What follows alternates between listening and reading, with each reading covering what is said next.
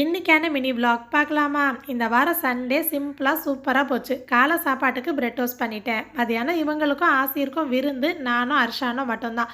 சோறு ஆனம்னு தனித்தனியாக வேலை பார்க்காம நமக்கு ஒரே வேலையாக ஈஸியாக பண்ணணும்னா அது பிரியாணி. கரெக்டு தானே? அதுவும் மீன் பிரியாணி ரொம்ப ஈஸி. மீன் இருந்துச்சா மசாலா பிரட்டி வச்சுருக்கேன். வேறு வேலை பெருசாக ஒன்றும் இல்லை. எப்போ போய் பீரோவை திறந்தாலும் அருவி மாதிரி கொட்டுதேன்னு மடித்து வச்சுட்டு இருந்தேன். இது பிள்ளைங்க ரஃப்யூஸ்க்கு போடுற ட்ரெஸ்ஸு. நான் 3 கேட்டகரியாக வச்சுருப்பேன். ஒன்று ஃபங்க்ஷனுக்கு ஃபார்மலாக ஃபேன்சியாக போடுற மாதிரி, இன்னொன்று வெளியில் எங்கேயாவது போடுற மாதிரி, 3ஆவது வீட்டில் போட்டுக்கிற மாதிரி.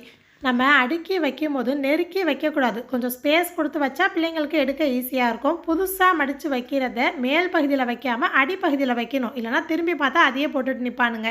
அதே மாதிரி 3-4 வயசுக்கு மேலேயும் நம்மளே போய் ட்ரெஸ்லாம் டெய்லி எடுத்து கொடுக்கக்கூடாது. அவங்களா சூஸ் பண்ணி போடுற ஆப்ஷனை பழக்கப்படுத்தி விட்டுறணும்.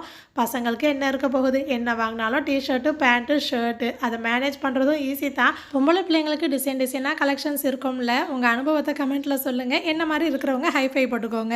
ஆசிர்க்குள்ளதை அர்ஷானுக்கு போட்டிருக்கேன். அதே மாதிரி அர்ஷானுக்குள்ளதையும் இப்போ அஸ்பருக்காக எடுத்து வச்சிட்ருக்கேன்.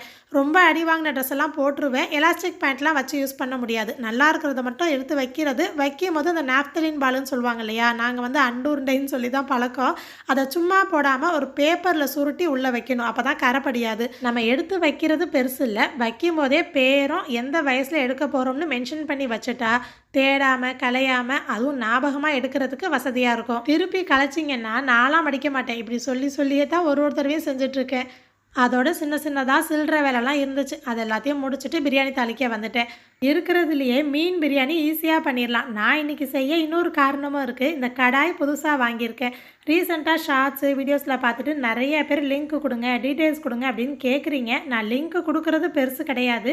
இது உண்மையிலேயே நல்லா இருக்கா, அடி பிடிக்காமல் இருக்கா, பொரியலுக்கு எப்படி இருக்குது, பிரியாணி எவ்வளோ கெப்பாசிட்டி ஆக்குது, எல்லாமே நான் யூஸ் பண்ணி பார்த்தா தான் உங்களுக்கு கரெக்டாக சொல்ல முடியும். நான் இது கூடவே இன்னும் ஒரு சில பொருளும் வாங்கியிருக்கேன். முதல்ல நான் புழங்கி பார்த்துட்டு அதுக்கப்புறம் உங்ககிட்ட சொல்கிறேன். ஓகேங்களா? உங்கள்கிட்ட சொல்லிக்கிட்டே பிரியாணியை முடிச்சுட்டேன். நல்லா உதிரியாக செம்ம சூப்பராக வந்துருந்துச்சு. பிரியாணி பண்ணுற அன்னைக்கு அஸ்பருக்கு கிச்சடி பண்ணிடுவேன். இது மீன் பிரியாணிங்கிறதுனால மீனும் சேர்த்து கொடுப்பேன். இந்த ஷார்ட்ஸ் பார்த்தவங்களுக்கு தேங்க்யூ.